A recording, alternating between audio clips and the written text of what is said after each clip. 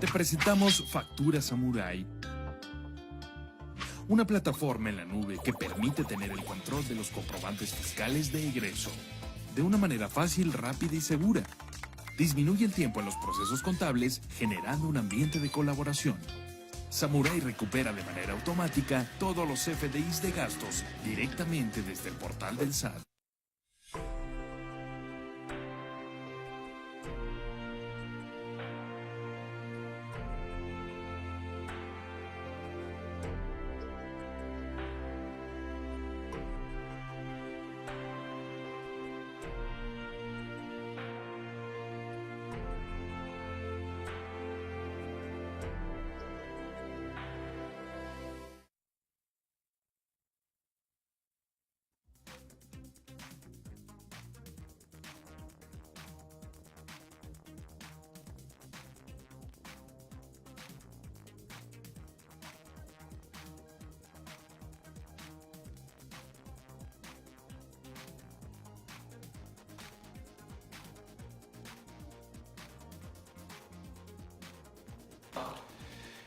Muy buenos días, como ya se lo habíamos anunciado en el segmento anterior, pues tenemos la visita aquí en el estudio, por primera vez cuando menos aquí en 2019, de Alan Falomir.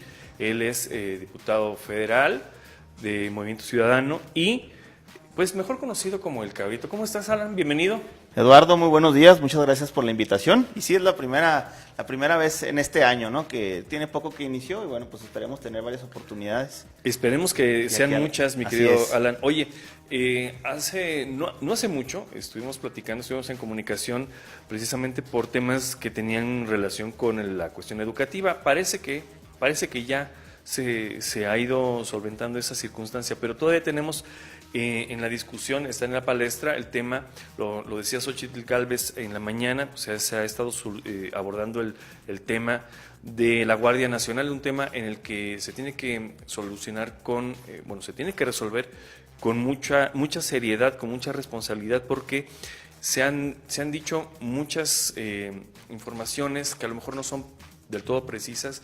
Vamos a tener una Guardia Nacional militar, será civil con un mando militar.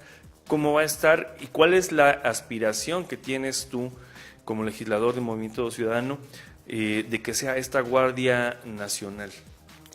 Pues mira, es un tema muy importante el que estás tocando, Eduardo. Yo lo he comentado en varios medios de comunicación aquí en Chihuahua, también he tenido la oportunidad allá en México de comentarlo. Me parece el intento de reforma a la Constitución más importante de los últimos 20 años en México. Así. ¿Qué pasa? En la Cámara de Diputados ya se aprobó como Cámara de origen para esta reforma constitucional. Yo fui uno de los más de 120, 125 diputados que votamos en contra de esta militarización del país, porque mira, la verdad es que se ha tratado de engañar a los ciudadanos y a las ciudadanas contándoles mentiras sobre esta Guardia Nacional. Esta Guardia Nacional es una guardia militarizada con un mando operativo militar. La única interferencia que tiene el mando civil es para el tema única y exclusivamente administrativo. Entonces, pues ahí viene la problemática de que entonces vamos a tener una policía que pues está totalmente militarizada, que tendrá que atender los delitos en las colonias, en los ranchos, en las ciudades, en los pueblos, los delitos no nada más de alto impacto, ellos tendrán que actuar también en flagrancia en delitos menores, del fuero común y de los más pequeños que podamos encontrar. ¿Van a ser ajonjolí de todos los moles? Exactamente.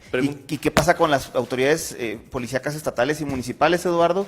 Pues van a ir siendo relegadas porque esta Guardia Nacional, pues en sus atribuciones, pueden ellos entrar en los temas de investigación, también de probables delitos, en temas reactivos ante delitos menores, evidentemente ante delitos mayores, en eso estaríamos de acuerdo, pero sí me parece que esto es con la intención del presidente de la República de tener un grupo militar pues que esté a la orden del presidente.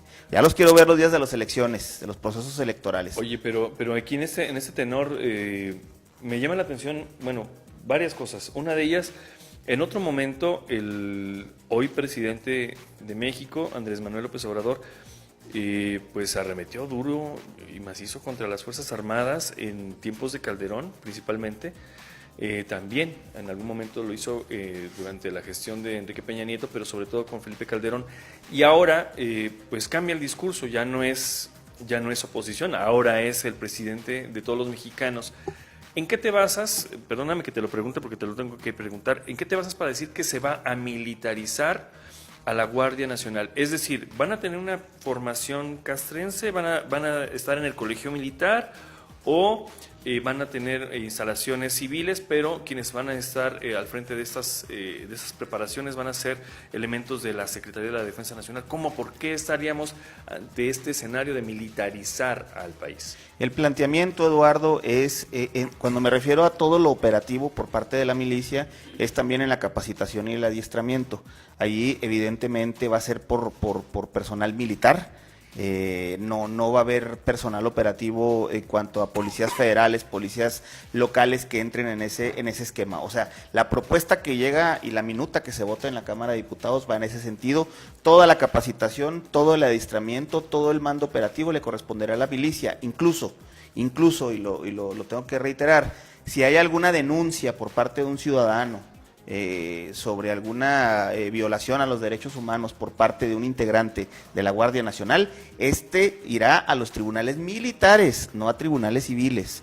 Entonces, bueno, pues estamos en una barbaridad. Yo lo que comenté y mi posición en la Cámara de Diputados es la siguiente: no existe un país en el mundo democrático, en vías de desarrollo, que tenga una Guardia Nacional militar como la mexicana. Existen países que entrarían en este concepto como Chile y como Italia, que tienen a los famosos carabineros, que sí, en efecto, también hay militares que están dentro de estas guardias nacionales, es un sinónimo de la Guardia Nacional, pero con una diferencia grandísima. Toda su operatividad, toda su administración y también toda todo lo que rodea a las denuncias en contra de estas guardias es 100% civil. No participan los militares dentro del desarrollo. Entonces, ¿qué pasa? Ahí, como en Venezuela, hay una Guardia Nacional, y digo, no es que uno quiera ser reiterativo con ese tema, pero hay una Guardia Nacional con un mando militar. Yo quiero ver, si tú recordarás, Eduardo, cuando tuvimos en Ciudad Juárez esta problemática fallida, por supuesto, estrategia fallida del presidente Felipe Calderón, que como bien mencionas, Andrés Manuel tiene años señalando que está en contra de la militarización del país, que no era posible que los militares estuvieran fungiendo con atribuciones y responsabilidades que no les corresponden y para lo cual no están preparados, evidentemente. Pero en Ciudad Juárez tuvimos un tiempo en que incluso los militares estaban hasta de vialidades, tenían un silbato y en las calles, o sea, ¿y qué pasó con la problemática que teníamos en Ciudad Juárez? No disminuyó, al contrario, se generó una problemática y una serie de denuncias de violaciones a los derechos humanos por parte de los ciudadanos que finalmente se retiraron. Estaba la Policía Federal y los militares de manera permanente en Juárez. Es un ejemplo, digo, ahora, hay otro tema. Andrés Manuel menciona, Eduardo, de manera reiterada, que es una estrategia finita, es decir, que tiene una fecha de vencimiento. Él lo menciona, que en 3 años se hará el análisis. Y mi pregunta es, ¿y entonces por qué la necesidad de ponerlo en la Constitución? Ahí están los militares para que sigan coadyuvando en las tareas de combate a la delincuencia organizada, pero si ya lo pones establecido en la Constitución, caray. Entonces no es finito. Así es. En este mismo sentido, preguntarte, Alan, ¿qué va a pasar o qué estaría pasando ya o qué pasó con la Policía Federal? Porque al parecer, hay cuestiones que sí, pues están en el aire. Hay gente que incluso lo abordaban hace unos días. Policías federales y marinos que participaron, por ejemplo, por citar un ejemplo, en algunos operativos muy importantes, pues cuentan o contaban con escoltas, precisamente porque pues habían participado en la detención de Joaquín Guzmán Loera, porque habían participado en la detención de XYZ personaje. Ahora hay algunos que ya no van a ser policías federales, se les retiran algunas de estos, las escoltas, se van a incorporar a la Guardia Nacional. ¿Qué va a pasar con esta gente? ¿Están en el limbo burocrático o se incorporaron ya a esta Guardia Nacional que antes de incluso estar en la Constitución, ya se había lanzado incluso la convocatoria, creo que ya hasta se habían comprado los uniformes, o se habían licitado los uniformes. ¿Qué pasa con Policía Federal? Pues mira, es una irresponsabilidad en el tema que tú mencionas por parte de la Presidencia de la República, que atenta en contra de la integridad de estos oficiales. El ejemplo de ahora en la detención de del Chapo Guzmán, evidentemente pues no les estás quitando las garantías de salvaguardar su propia integridad. Es lamentable que el gobierno federal actúe de esa manera. Como bien lo mencionas, todavía está en debate en la Cámara Revisora, que es la Cámara de Senadores. No está aprobada la Guardia Nacional y la convocatoria la emitieron desde la primera semana de enero. Entonces, es una irresponsabilidad, porque mi pregunta y mi señalamiento fue ¿con qué recursos están aventando una convocatoria? Me refiero a recursos mediáticos, de operativo, todo para la convocatoria, si todavía no está aprobado dentro de la ley. No puede ser. No puede. No podría ser. Así es. Pero, ¿qué pasó? Que desde que él empezó en la estrategia, desde que entró a la Presidencia de la República, mandaron 48,000 efectivos federales y militares a los distintos cuadrantes del país. En eso yo estoy totalmente a favor y me parece correcto. Aquí la situación, Eduardo, es que se ha querido manejar con dos aristas.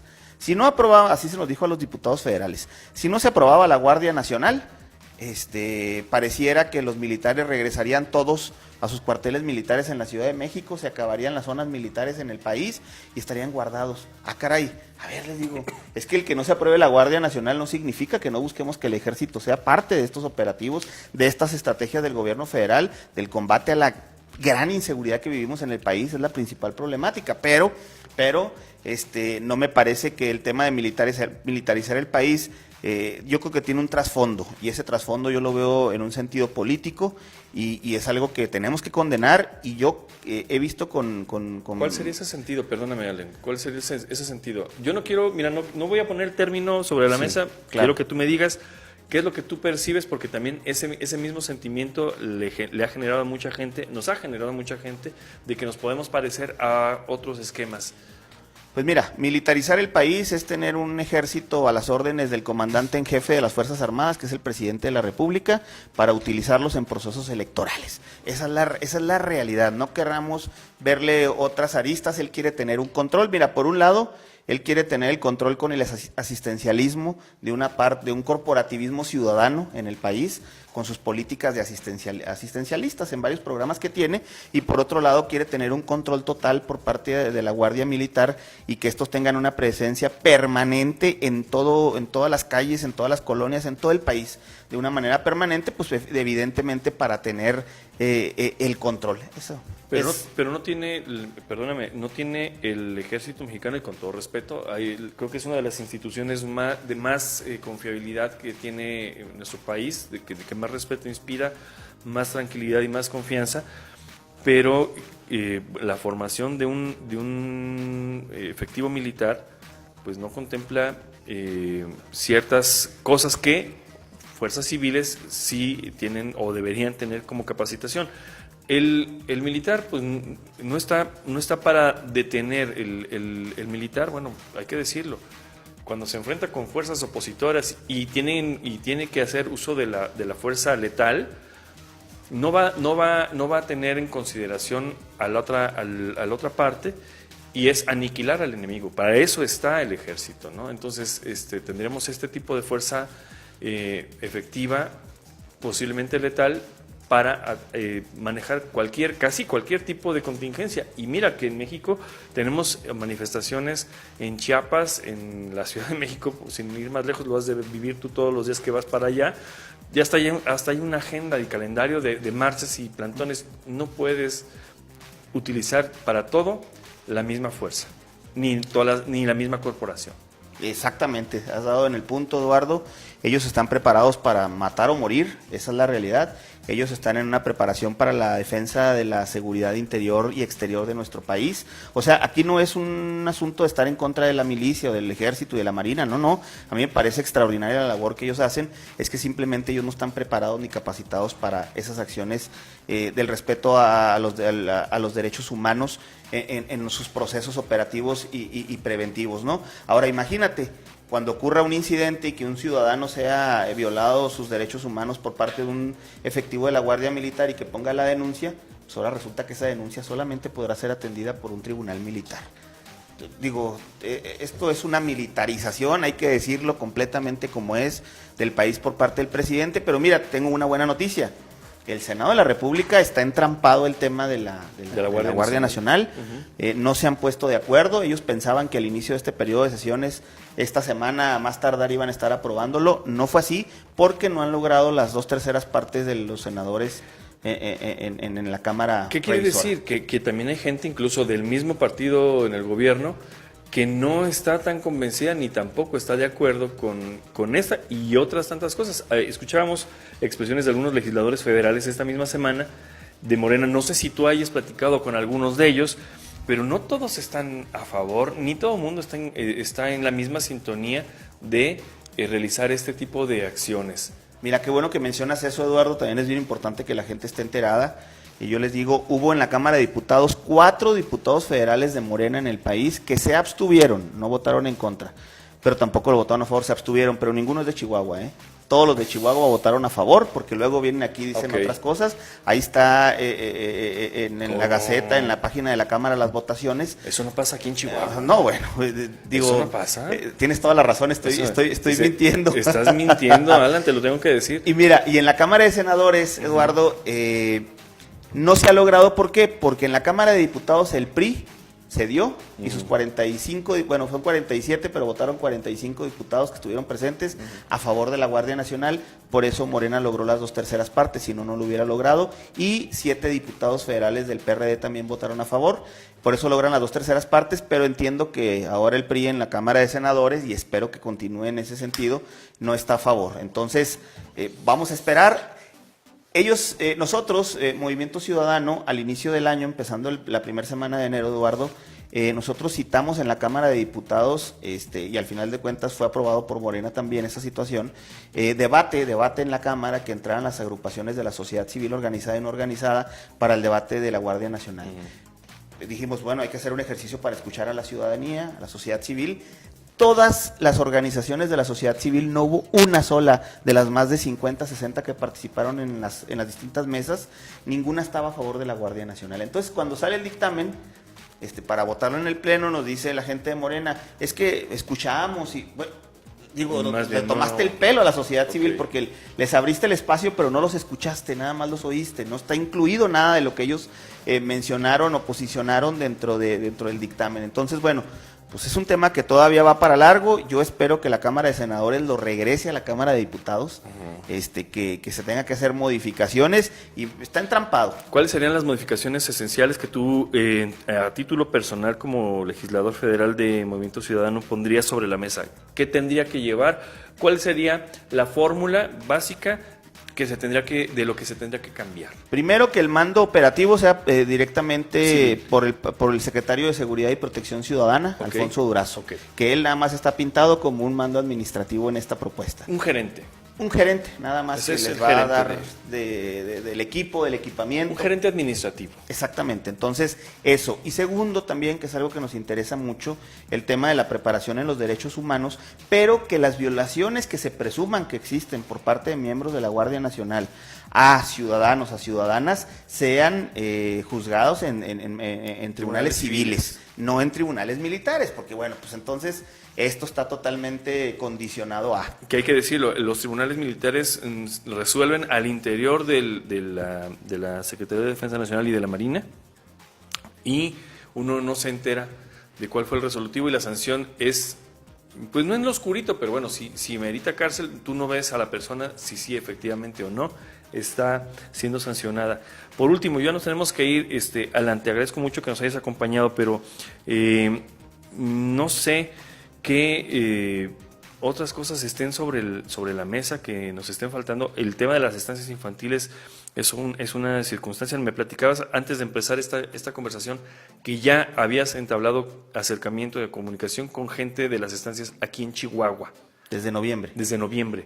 Desde octubre algunas empezaron a registrar ausencia de apoyo de pagos. Ayer vinieron aquí a este espacio 2 responsables de estancias infantiles. Una de ellas es representante de cuando menos 60, 54 de aquí y otras foráneas. El presidente no sé si ha mentido o tiene la información incorrecta o le han pasado o no le han pasado el grueso de la información. Corrígeme si estoy en un error. Era Sedesol la instancia responsable de enviar a las estancias a los niños y niñas para que recibieran la atención. La estancia no tiene la capacidad ni de inscribir, ni de registrar, ni de hacer expedientes, ni nada. Eso era por parte de la hoy Secretaría del Bienestar. No sé en qué parte la Auditoría Superior de la Federación dijo que de 9,000 y tantas estancias que hay en el país, solamente 300 registraron algunas irregularidades. ¿Tú tienes conocimiento de qué irregularidades pudieran haber aquí en Chihuahua o ninguna de las de aquí de Chihuahua registró irregularidad? Mira, tengo conocimiento que ha habido irregularidades pues menores o medianas que se da en la administración de cualquier dependencia, en este caso gubernamental, porque son los que directamente pagan a las estancias. Aquí el tema va más allá, Eduardo, creo yo. La verdad es que es lamentable que esta política de asistencialismo, de quererle dar un dinero en efectivo, una dádiva a los ciudadanos de manera necesaria, quitar programas tan importantes como el de las estancias infantiles. Yo le pregunto a la gente, imagínense ustedes, las personas que utilizan estas estancias de cuidado diario para sus hijos son personas con recursos muy limitados. Entonces, si en lugar de que te permitan llevar a tu hijo ahí, te dan 800 pesos, que eso es lo que se le va a entregar a la madre de familia o al padre de familia, ¿qué van a hacer con ese dinero? ¿Meterlos en una guardería? Pues no podrán, porque no te alcanza. ¿Qué pasa? Que aquí el hecho era que en lugar de estarle dando a cada uno el dinero en efectivo, pues bueno, de todos los padres que utilizaban el servicio, pues entre todos se pagaba por parte de la Secretaría de Desarrollo Social y podían operar esas estancias para que los padres fueran a trabajar, fueran a hacer sus labores. Y estamos hablando de estancias que se prestan su servicio principalmente a gente que carece de seguridad social o que incluso teniéndolo, pues les es imposible llevarlos a alguna institución del Seguro Social o del ISSSTE por cuestiones de logística, de capacidad del inmueble, de la instancia, etcétera, y que pues obedecen a una necesidad real. El IMSS y el ISSSTE carecen de esa capacidad física de solventar estas necesidades. Para eso se inventaron las estancias infantiles. ¿Qué va a pasar, Alan? Que tú que estás ahí en el digamos que en el ojo del huracán, donde se vierte todas estas informaciones, te digo, yo no sé si al presidente le han pasado la información incorrecta, pero él decía hace unos días, al principio de la semana, el lunes o martes, decía que 2 de cada 3 estancias registraban irregularidades y que por eso se cerraba el programa. La Auditoría Superior de la Federación dice de 9,300, de 9,000 que son, 9,000 y cacho, 350, 300 y tantas, son las que tienen alguna irregularidad que no necesariamente, digo, si estamos hablando de menos del 1% de las estancias, el 1% no te permitiría cerrar un programa, o sí, o ya es el criterio del nuevo gobierno federal. Es que no hay reglas de operación, no hay reglas establecidas, entonces pues el criterio lo tienen ellos de manera subjetiva, ¿no? No, Eduardo, mira, la verdad es que yo creo que si todavía cabe algo de cordura, y la verdad, pues a veces lo dudo, por parte de este gobierno federal, creo yo que tendrán que dar marcha atrás a este tema, como lo han dado en otros, por la presión social. Aquí ya deja tú el tema político, el tema de los partidos que estamos presionando. Aquí es un tema social, es un tema de descontento social muy grave. ¿Y qué ha pasado? Que ha habido ayuntamientos en el país, Chihuahua es uno de ellos, donde dijeron, bueno, pues nosotros atendemos las estancias.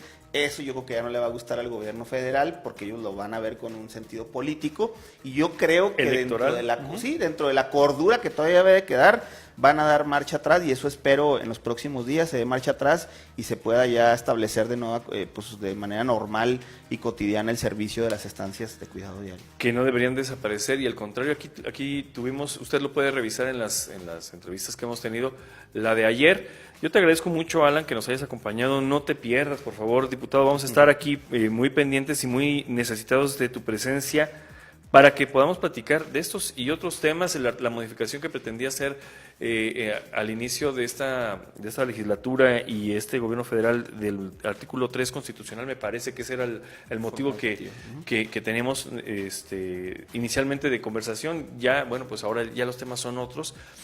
La universidad ya no iba a ser autónoma, ya no iba a haber autonomía. Se les olvidó. Fue un error de dedo. dijeron. Uno de varios que ha habido también, porque se mandaron otras cosas también con errores de dedo o con ausencias importantes en la confección de estas modificaciones y en el a la ley. presupuesto para las universidades también hubo un error. No, y también hay errores en la dispersión de los recursos para los estados, pero bueno, esa es otra historia. Muchas gracias, Alan. ¿Algo más que desees agregar? No, Eduardo, agradecerte y ojalá, bueno, en el siguiente espacio podamos ya platicar, ya entraremos a fondo en el tema del artículo, de la reforma al artículo 19, que es el tema de la prisión preventiva oficiosa, que es algo que también atenta en contra de las garantías, ya no de garantías, sino de los derechos humanos de los ciudadanos. Ahora resulta que tú tienes que comprobar, en ciertos delitos que se le van a sumar, tú tienes que comprobar que eres inocente antes de que el Ministerio Público tenga que comprobar que tú eres el responsable, ¿no? Entonces, por lo pronto, pues el ciudadano a la cárcel, guardado en lo que se dan las indagatorias y veremos muchas arbitrariedades si esto ocurre, y bueno, pues esperemos que no sea esta reforma como la están pretendiendo hacer. Se le incorporarán 3 delitos. Uno es el tema del huachicoleo, que ahora es muy famoso, ya se acabó el crimen organizado del narcotráfico, ya existe nomás el huachicoleo. El otro es el tema de los delitos electorales, que está muy ambiguo ese tema, y el otro en el que yo sí estaría de acuerdo es el tema del enriquecimiento ilícito. Que por supuesto también es una de las situaciones que nos tienen pues en una circunstancia de indefensión. Hay actores políticos que bueno, pues realizan cualquier tipo de malabares con las finanzas públicas y resulta que bueno, pues no son sancionados o pueden transitar en libertad por pues utilizar el dinero suyo, tuyo, el mío, el de todos, para cualquier otra cantidad de cosas, menos para lo que se debe. Y bueno, estaremos pendientes de esa charla. Muchísimas gracias, Alan. Gracias a usted que nos vio, nos escuchó. Gracias a Alan Falomir, diputado federal por el partido Movimiento Ciudadano, mejor conocido como El Cabrito aquí en Chihuahua, Alan Falomir. Y bueno, pues nos vamos, regresamos con Hortensia Aragón en unos instantes, ya está aquí y bueno, pues tiene cosas importantes que decir. Acaba de renunciar a su militancia partidista después de 30 años en el PRD. Bueno, regresamos con Hortensia Aragón, que tenga un excelente fin de semana. Si toma, no maneje, evite conducir bajo los influjos del alcohol o cualquier otra sustancia. Mejor busque un taxi, un Uber, un Didi, lo que usted guste, pero acuérdese que en su casa todavía hay gente que lo espera. Pase un excelente fin de semana.